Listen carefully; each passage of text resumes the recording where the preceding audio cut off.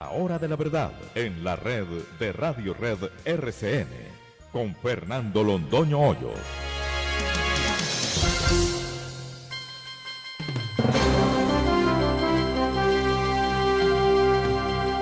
Muy buenos días, son las 6 de la mañana de este jueves 11 de julio de 2019. Esta es la hora de la verdad y estos son temas y asuntos que trataremos en la grata compañía de ustedes durante las próximas horas. La Corte Suprema de Justicia insiste en que obró muy bien dejando libre a Santrich, siendo tan buen muchacho, con tan buenos antecedentes, una persona tan querida. Su organización apenas habría matado unos cuantos miles de colombianos. Habría secuestrado unas cuantas miles de niñas campesinas para violarlas, dejarlas embarazadas y obligadas a abortar. Habría puesto muy pocas bombas, pero eso sí regadas en todo el país, dedicados al narcotráfico, que es el negocio más sucio que existe sobre la tierra. Con tan buenos antecedentes, ¿cómo no creer en él? Ah, no, me parece que el presidente de la Corte tiene toda la razón. A Santrich lo adornaban todas las virtudes y las condiciones para tener plena credibilidad ante la Corte. Bogotá otra vez paralizada, ahora por los taxistas. Este es un problema supremamente serio. Y uno se pregunta por qué la gente está prefiriendo los servicios de Uber a los servicios de los taxistas. Tenemos por los taxistas mucha admiración y su trabajo es muy noble y muy importante y los apreciamos. Pero la conducta de ayer no la pueden aceptar los propios taxistas. Ellos tienen que protestar contra los salvajes que hicieron lo que hicieron, inclusive en contra de sus propios colegas.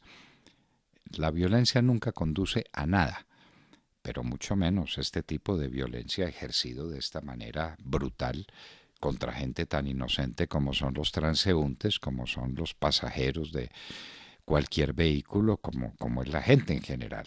Esto no puede suceder. Lo que pasó ayer en Bogotá fue horrible. En otras ciudades del país, en Barranquilla, por ejemplo, plena tranquilidad. Hicieron su protesta, tienen derecho a hacerla. La sagrada función de la protesta. Todo el mundo la respeta, pero esto así no puede ser. En Venezuela no entregan ni los cuerpos de los oficiales asesinados. El capitán Acosta fue enterrado sin que su familia pudiera tener su cuerpo sin rendirle homenajes póstumos.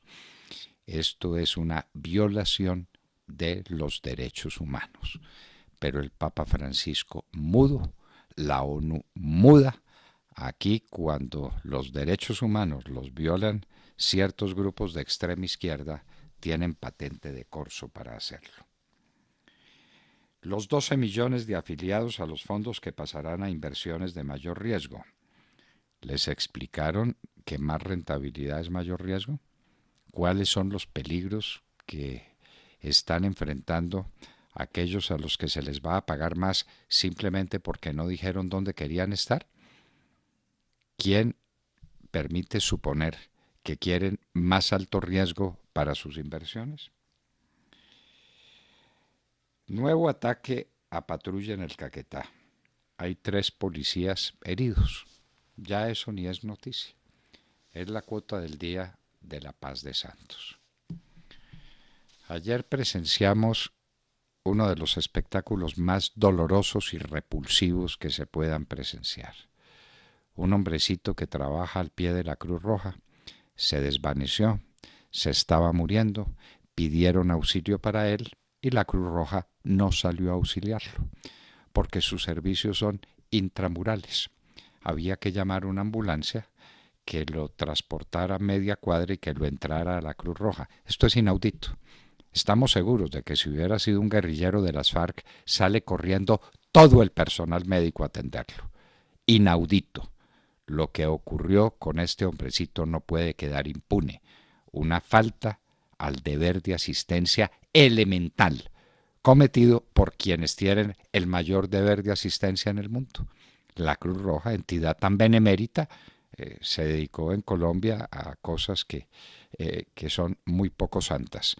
Pero este abandono de este hombrecito es de una crueldad infinita. Ah, no, es que el médico, si lo atendía afuera, no iba a tener todos los elementos para atenderlo, pero algo, un socorro, algo. La Cruz Roja es absolutamente insensible al dolor humano. Qué horror tener que decir esto. Carlos Matos va a ser extraditado por la justicia y por el gobierno español, extraditado a Colombia por el soborno que intentó o que ejecutó, porque hubo una señora, que allá una juez, que dijo que sí, que le había pagado 100 millones de pesos. Bueno, entonces está listo para ser extraditado. Y Andrés Felipe Arias también. Andrés Felipe Arias, que no cometió ningún delito. El único delito era que iba a ser presidente de la República de Colombia. Un hombre intachable, impecable. No se robó un peso. Lo admite la propia Corte Suprema de Justicia cuando lo condena. Va a ser extraditado a Colombia para que tengan un buen espectáculo aquí para ofrecerle a las hienas sedientas de sangre. En el Bajo Cauca manda la mafia. Esta la dieron como noticia de última hora, lo sabíamos hace mucho tiempo. El Bajo Cauca antioqueño está en manos de los mafiosos, hace rato, porque es un buen corredor hacia los embarcaderos de cocaína con destino al mundo entero. Ayer hubo Consejo de Ministros en Fonseca, Guajira. Recuerden que en Fonseca ha sido el escenario de levantamientos populares de gente iracunda por condiciones de seguridad y por condiciones de vida que tienen que ser examinadas. Hablaremos hoy con el señor alcalde de Fonseca. Estamos felices porque en Colombia solamente se deforestaron 197.159 hectáreas. ¿Saben lo que es eso? Casi 200.000 hectáreas deforestadas en Colombia el año pasado, y estamos orgullosos porque los años anteriores había sido peor. Y qué maravilla, qué maravilla. No deforestamos sino 200.000 hectáreas. Un pecado contra la humanidad el que se está cometiendo en Colombia.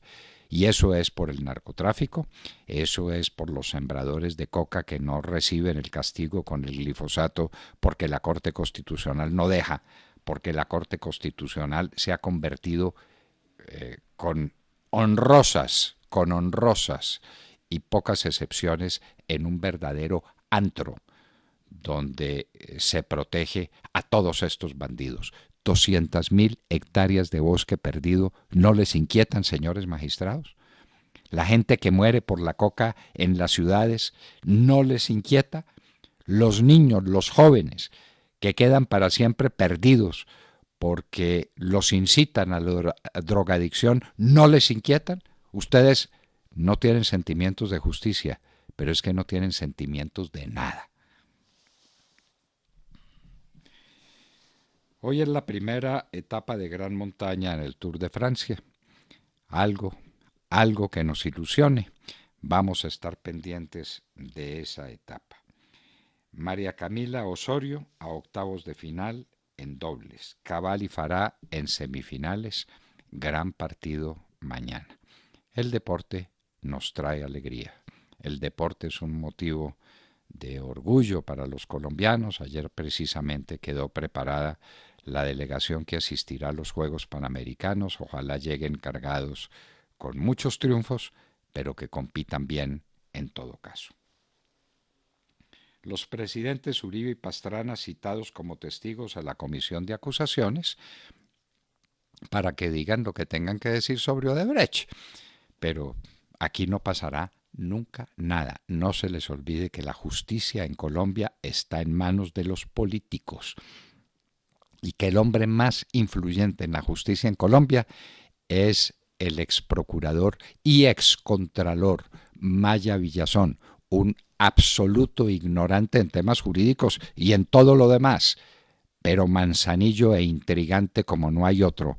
Entonces hizo nombramientos a diestra y siniestra en la Procuraduría y en la Contraloría y se ganó las Cortes, el premio mayor. ¡Qué horror, por Dios! ¡Qué pena! ¿Cuándo vamos a tener una justicia independiente que no sea elegida por los políticos? ¿Cuándo vamos a desaparecer esa cosa terrible que es el Consejo Superior de la Judicatura? Señora ministra Margarita Cabello, estamos esperando en usted. Le quitan investidura a Iván Márquez. Bueno, eso es un decir, para nosotros nunca la tuvo. La investidura de congresista se consigue con votos. Iván Márquez y todos estos bandidos, los Tornillos y los Catatumbos y la señora Sandino, las consiguieron a base de cometer delitos, de bala y de bombas. Ese no es origen legítimo de ningún sistema parlamentario. A Iván Márquez le quitaron lo que no tuvo nunca, la investidura de parlamentario. La Fed, el Banco Central de los Estados Unidos, y la criptomoneda de Facebook están muy preocupados. Esto puede cambiar el curso de la historia en materia monetaria y en intermediación de pagos. ¿Y esa criptomoneda qué respaldo va a tener? Ninguno. ¿Qué regulación va a tener? Ninguna. ¿En manos de quién van a estar? ¿Quién la va a dirigir? Nadie. Simplemente la gente. La gente poniendo plata en Facebook y moviendo el dinero y en unas transacciones completamente irregulares e inmanejables. La Fed ahora manifiesta su preocupación por esa criptomoneda. Luisiana, Estados Unidos, a las puertas del primer huracán. Se llama Barry. Empieza la jornada, la etapa de los huracanes que va hasta finales del año. Irán vuelve a la carga. Intento de asalto de carguero inglés. También amenaza a Inglaterra si insiste en mantener capturado el buque iraní que llevaba ilegalmente combustibles para Siria. Renunció Kim Darroch, embajador británico que hizo desatar la furia de Trump. No estamos justificando las actitudes de Trump ni las palabras con que se refirió a Theresa May y al embajador. No, eso no lo justificamos. Pero que este embajador fue imprudente, fue torpe, no cabe ninguna duda. Pero ¿cómo está uno en un país hablando mal del sistema diplomático del país y hablando mal del presidente de la República? Renunció. Tenía que renunciar.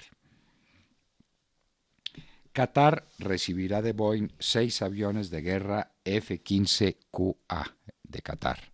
F-15. 6 aviones de guerra para Qatar. Bashar y Rusia bombardean el nordeste del país, de Siria. Golpean un hospital, hay 11 civiles muertos. Un hombrecito en crisis se tiró por las cataratas del Niágara. Eso pues es terrible porque hay mucha gente que se suicida. Aquí lo sorprendente es que salió prácticamente ileso, con heridas menores, fue rescatado, lo salvaron. Ojalá con el susto se recupere de la crisis que padecía y no intente más suicidios. Harvard, la universidad estrella de los Estados Unidos, suspende a un profesor acusado por varias mujeres de acoso sexual. ¡Qué vergüenza! Le apareció hijo de 43 años a Julio Iglesias. El hijo de Julio Iglesias, Enrique, dijo que él no sabía cuántos hermanos tenía, porque parece que Julio Iglesias tiene una adicción al sexo. A nosotros nos importa que cante muy bien, como ha cantado muy bien. Y duele que ese personaje haya rechazado durante tantos años una paternidad pues que era suya.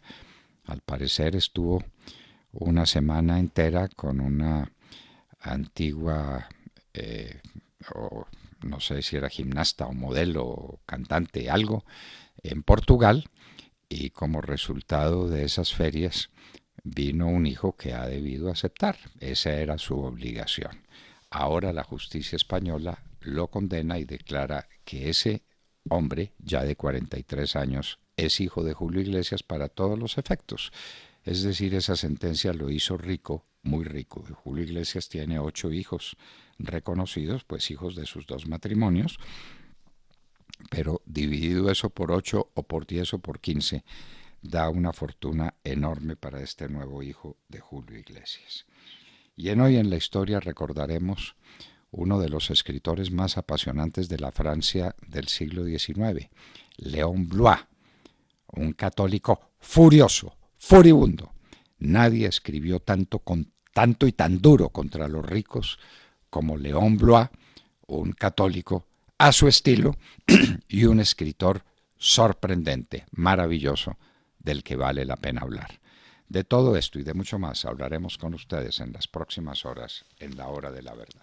Y los invitamos a seguirnos a través de la señal de audio en alta calidad en TuneIn, en donde nos encuentran como La Hora de la Verdad. Asimismo, los invitamos a sintonizarnos en los diales 710 AM en Medellín, 1200 AM en Cali y 970 AM en Bogotá.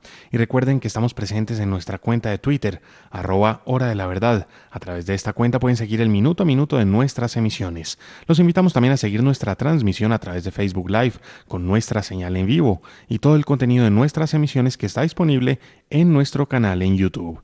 Tenemos nueva cuenta en Instagram. Ahí estamos también compartiendo historias, videos, imágenes y todos los acontecimientos del país. Síganos en @La Hora de la Verdad Oficial.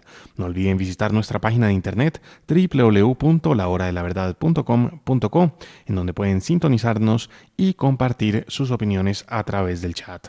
Son las 6 de la mañana, 18 minutos. Comenzamos ya. Bienvenidos. En la red de Radio Red RCN, La Hora de la Verdad, con Fernando Londoño Hoyos y su equipo periodístico.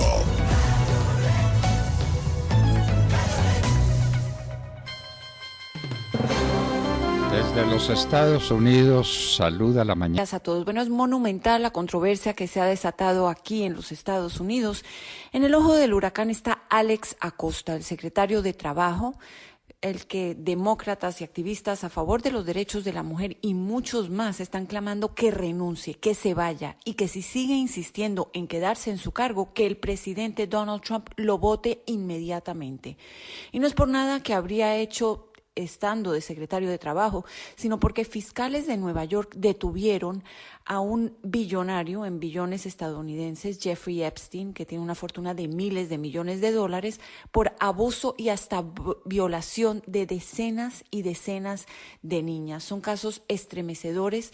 Dicen las acusaciones que Epstein mandaba traer a sus mansiones de Nueva York y de la Florida a niñas pobres, vulnerables, que venían de hogares destruidos o que estaban en las calles, y a cambio de unos cientos de dólares, empezaba diciendo que les estaba pagando por masajes, acababa violándolas. Ya varias de ellas lo están demandando. Otras cada vez más están saliendo de las sombras y presentando sus propias demandas contra Epstein. Entre más detalles salen, más es la furia contra Acosta. Y les voy a decir por qué. Porque antes de ascender al cargo de secretario de Trabajo, fue fiscal en la Florida y ayudó a concretar un acuerdo por abuso de menores contra Epstein que hizo que el multimillonario escapara de una sentencia mucho más fuerte como corresponde a ese tipo de delito de pedofilia. Le dieron lo que equivale a una palmadita en la mano, 13 meses de prisión que no cumplió en su totalidad. Y esta es la información que ha ido y qué es lo que ha estado diciendo Acosta. Ayer dio una conferencia de prensa insistiendo que él hizo lo mejor que pudo con la evidencia que tenía en ese momento, que incluso peleó para que la sentencia contra el multimillonario fuera todavía más dura. Pero sus detractores lo que están diciendo es que él tiene la culpa de que decenas de niñas más hubieran sido violadas porque Epstein no ha debido estar en libertad cuando continuó con sus abusos. Entre los amigos del magnate Epstein en Palm Beach está, por ejemplo, Bill Clinton y el propio presidente Donald Trump, quien ahora dice que lo conocía porque se movían en el mismo círculo social, pero que tuvieron una diferencia, una desaveniencia hace ya 15 años y no hablaban. Sin embargo, el mandatario está defendiendo a capa y espada a su secretario de Trabajo, afirmando que ha hecho un trabajo excelente y recordando que el desempleo está en su punto más bajo en décadas, en casi más de medio siglo, y que Acosta no tiene por qué renunciar. Sin embargo, la controversia, como pueden imaginarse, no se acaba aquí. Es lo que tengo por el momento. Ahora regreso contigo al estudio, papi. Que tengas muy buenos días y muy buenos días a todos. Dos temas. Nunca ha sido tan claro el empleo en los Estados Unidos.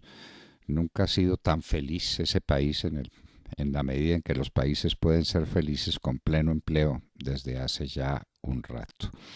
Y en algo eso se le deberá al ministro de Trabajo. Pero esta otra cosa, esta otra vertiente, la de un ricachón que se dedica a violar niñas vulnerables, eso es de una gravedad. Yo no sé qué castigo tenga eso en la vida, pero cuando esas cosas pasan, uno se confirma en que el infierno tiene que existir.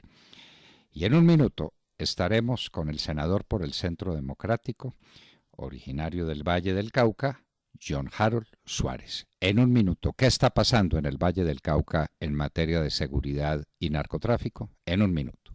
En Colombia son las 6 de la mañana, 22 minutos. Esta es la hora de la verdad. Las noticias apasionantes y durísimas que nos mandaba Cristina Londoño desde los Estados Unidos y después las declaraciones desgarradoras, pero en el fondo también llenas de esperanza de que esta cosa cambie. El narcotráfico, las pandillas, la violencia que sustituye la producción azucarera y la producción del etanol. Cuando la economía está en ruinas, lo que prosperan son este tipo de conductas. Pero sigamos con nuestras noticias. Sergio Gel, saludemos también la mañana.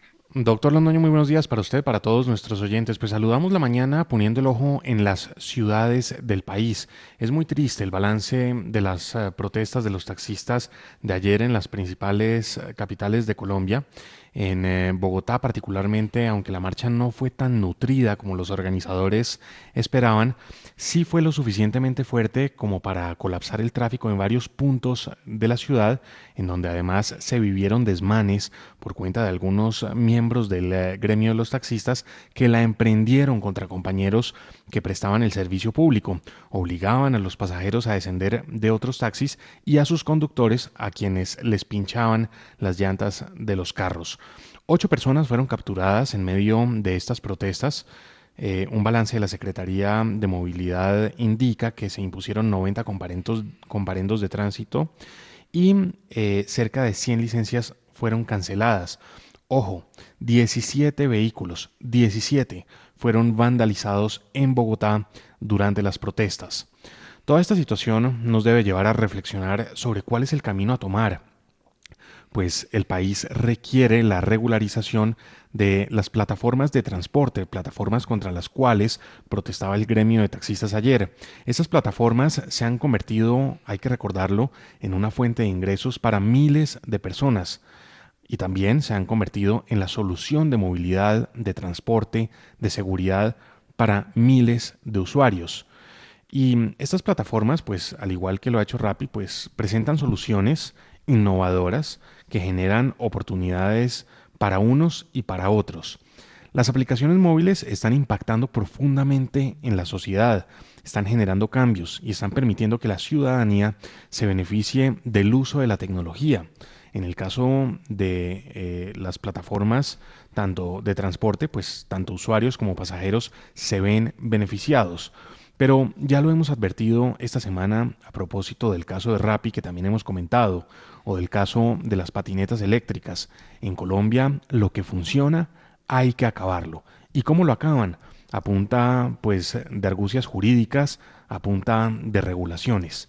La persecución contra las plataformas de transporte pues es inmensa y viene de todos lados. No solamente es el gremio de taxistas, protestando en las calles. Ayer, el secretario de Movilidad de Bogotá, Juan Pablo Bocarejo, indicaba que la Secretaría de Movilidad presentó una acción penal contra Uber por supuestamente haber usurpado funciones exclusivamente de la Secretaría, como lo son las de definir las tarifas de los usuarios. Es increíble tener que dar estas noticias. Para hacer un paralelo, para hacer una equivalencia, es como si en su momento el Ministerio de Comunicaciones hubiese presentado acciones penales contra Yahoo o contra Google por ofrecer servicios de correo electrónico, en detrimento de los tradicionales carteros o el servicio postal. Los tiempos cambian, la tecnología se impone y lo que requiere este país es que bajo el gobierno del presidente Duque pues se termine de impulsar esta tecnología que lo único que hace es mejorar la calidad de vida de todos los ciudadanos. El gobierno del presidente Duque ha dicho que le apostará a la economía naranja. Pues bien, estos son expresiones de economía naranja. Lo cierto es que pues tras prácticamente un año de gobierno del presidente Duque no se ve, no hay clara una regulación de estas plataformas de transporte y esa falta de regulación, esa falta de claridad pues tiene contra las cuerdas a las plataformas y muy alborotados a los taxistas que también hay que decirlo y hay que recordar, prestan en la mayoría de los casos un servicio decente, un buen servicio, pero quizá están rezagados en materia tecnológica. Habría que ponerlos al día, habría que actualizarlos, habría que conciliar las zonas de servicio, quizá, pero bueno, esta regulación aún no ha llegado y se espera que el gobierno nacional y no solamente los gobiernos locales, sino que también el gobierno nacional y el Congreso de la República le pongan el ojo a este tema y regulen de una vez por todas el uso de las plataformas de transporte en nuestro país. ¿Por qué está usando la gente las plataformas de transporte? Porque son más eficientes y porque son más seguras. Ahí tienen los taxistas un desafío que tienen que aceptar y que tienen que superar. Pero en lugar de esto es la violencia y la violencia oficial también contra las plataformas de Uber. ¿Cómo le parece? Ya es con denuncias penales. Hágame el favor. Entonces surge Rappi, tiene éxito Rappi y le cae encima el Ministerio del Trabajo. Si las plataformas de Uber y las otras plataformas de transporte le solucionan la vida a muchos colombianos, les caen encima los taxistas y el propio gobierno. Entonces, ¿queremos vivir en el pasado? ¿Y qué es lo de la economía naranja? Pues, entonces, este es el gobierno de la economía naranja. Pero hay de que haya manifestaciones tecnológicas que solucionen la vida de la gente para que le caigan encima a la economía naranja. ¿Quién lo creyera? Tatiana Guerrero. Buenos días, doctor Fernando, compañeros y a toda nuestra querida audiencia. Según versiones del gobierno del Reino Unido y de funcionarios estadounidenses, 5 buques de la Guardia Revolucionaria de Irán intentaron interceptar el buque Herencia Británica, que salía del Golfo Pérsico y en el momento del incidente se encontraba navegando por el Estrecho de Hormuz.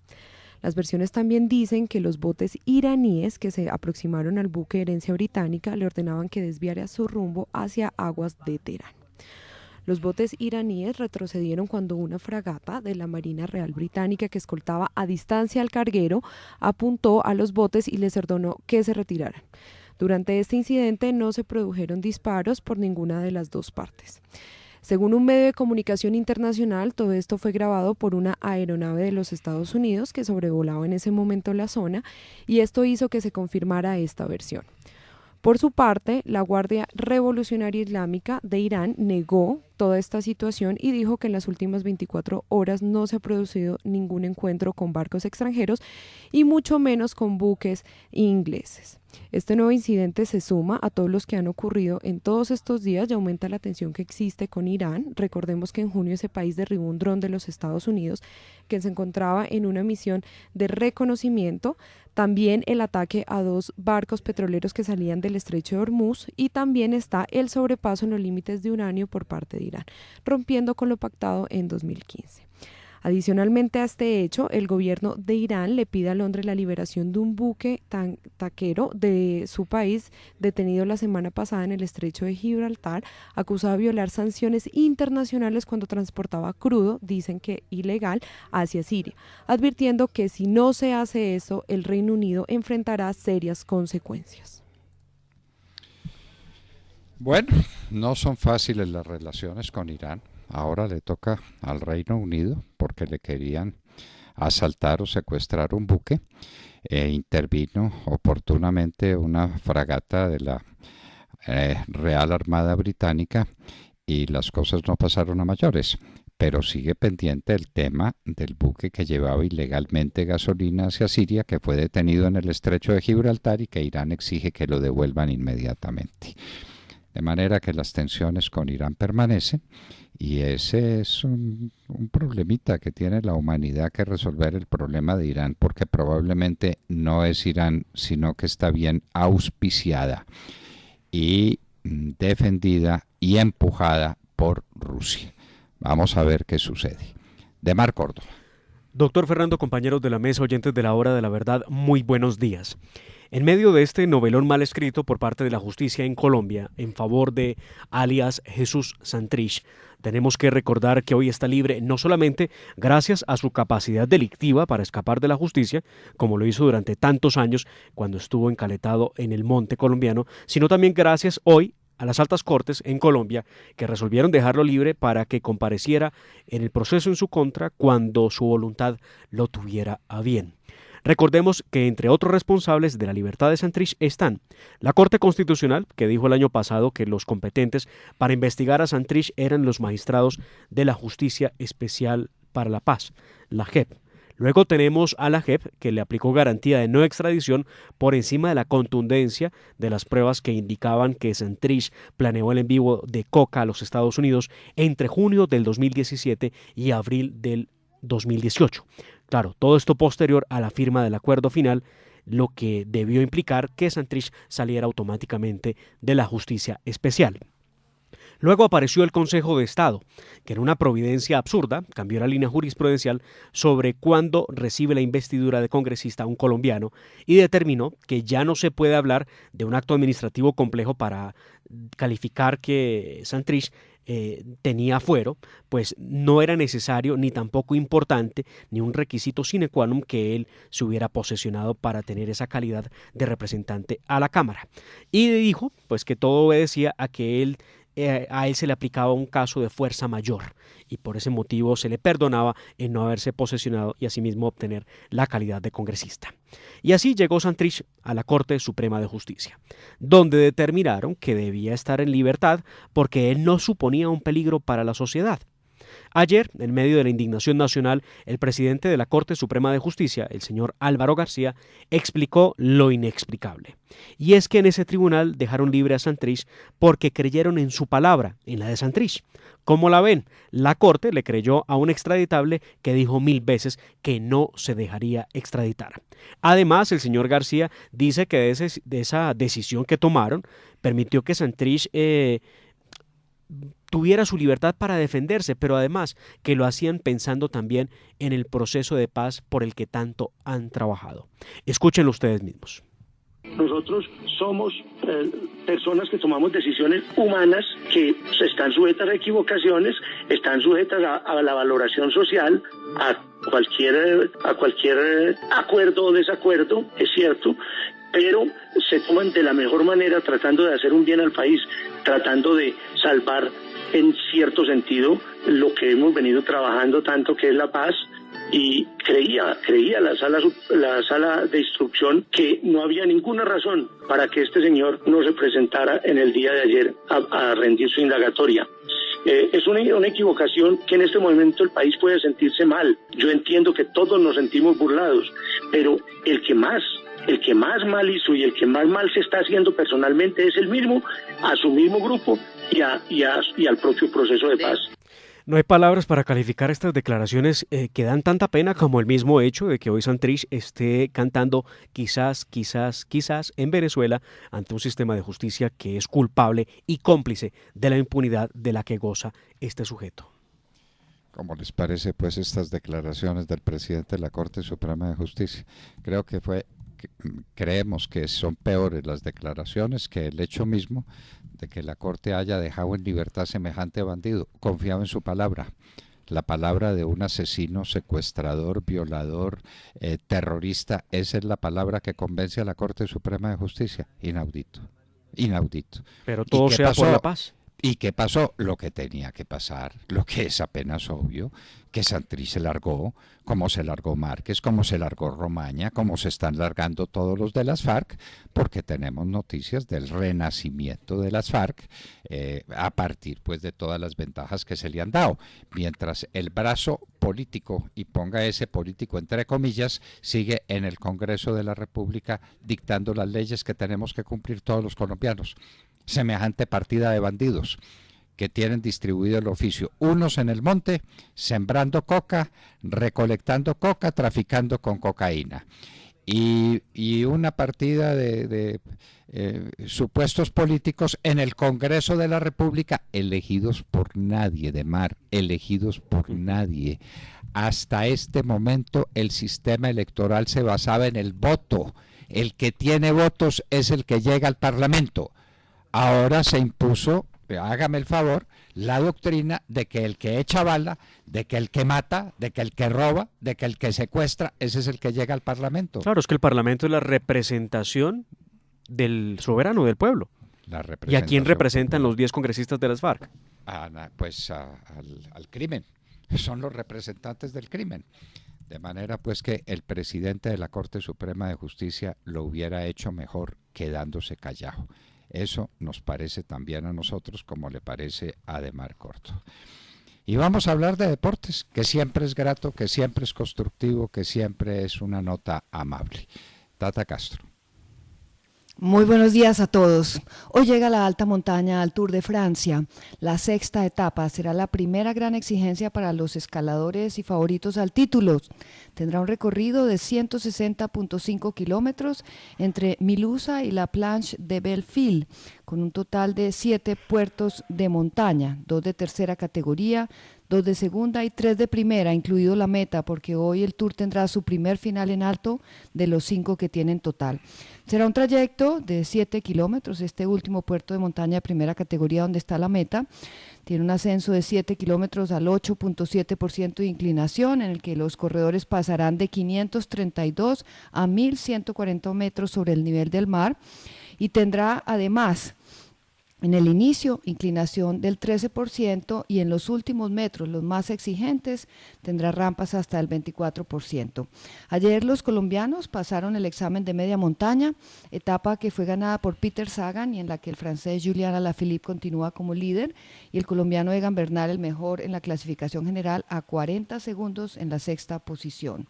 Comienza la alta montaña en el Tour, doctor Londoño, la primera y única de esta primera semana que servirá para seleccionar el grupo de favoritos y para que algún colombiano sea protagonista. La etapa ya comenzó, 175 corredores dieron la salida a las 6:24 de la mañana. En este momento hay 14 corredores escapados y el lote con los favoritos a 5:35. Entre los 14 escapados, el mejor de la general está en el puesto 42 a 1:43. Muy cerca, ¿no? Ese teóricamente tiene el maillot de amarillo, porque si está a 1:40 y lleva 5 minutos de ventaja, pues entonces la camiseta amarilla del líder estaría en manos de ese. Claro, pues que... Ese es un italiano, Giulio Ciccone. Sí, seguramente se escapó, como se escapan muchos para mostrarse, pues tienen que justificar su patrocinio, y eso son muchas horas de televisión mostrando la camiseta, mostrando la gorra, mostrando los distintivos publicitarios que están representando. Tal vez no sea más que eso, publicidad. Vamos a ver qué pasa. Son muchos premios de montaña y es una montaña muy alta para terminar, muy alta. Vamos a ver si ahí se destacan nuestros corredores colombianos, especialmente Nairo Quintana y Egan Bernal, en quienes tenemos puestos tantas esperanzas. Hay Rigo también. Rigo, por supuesto. Claro. Rigoberto, gran trepador, gran corredor y gran tomador de pelo, ¿no? Porque tiene un sentido del humor espectacular, Rigo. Bueno, entonces... Y permítame, doctor Londoño, recordarle a nuestros oyentes que también hoy tendremos el partido de Juan Sebastián Cabal y Robert Farah de semifinal en Wimbledon, para pasar a la final, así que hoy también sabremos si esta dupla colombiana logra ubicarse por primera vez en su historia en la final de Wimbledon. En una superficie que no es la de ellos. Aquí no tenemos pistas de césped, no sabemos jugar en césped, pero están aprendiendo y aprendiendo a unas velocidades fantásticas. Vamos a ver cómo les va hoy. Hagamos fuerza por nuestros muchachos, que de todas maneras son representantes maravillosos de la juventud colombiana, del poder, de lo que logran los colombianos cuando tienen fe en algo y oportunidades, que es lo que a tantos hace falta. Vamos a ver también cómo les va a los 500 y tantos muchachos que se fueron a competir en los Juegos Panamericanos, ¿no? Ya el presidente les entregó la bandera. El portavoz de todos era un muchachito boxeador que seguramente también pondrá, como dicen, como suele decirse, muy en alto los colores de la bandera colombiana. Muchísimas gracias, Tata. Bueno, queridos amigos, estas son noticias de la mañana. También hablamos con un senador del Valle del Cauca que nos muestra toda la angustia de una región tomada, como muchas otras del país, por el narcotráfico y la juventud asediada por estos malditos jíbaros, traficantes de la muerte, porque eso es la muerte. Eso, drogar un muchachito, esclavizarlo al vicio de la cocaína, es matarlo en vida. ¡Qué horror! No hay castigo suficiente para estos malditos. Esta pues era la hora de la verdad y vamos adelante y muy pronto tendremos nuestra nota editorial.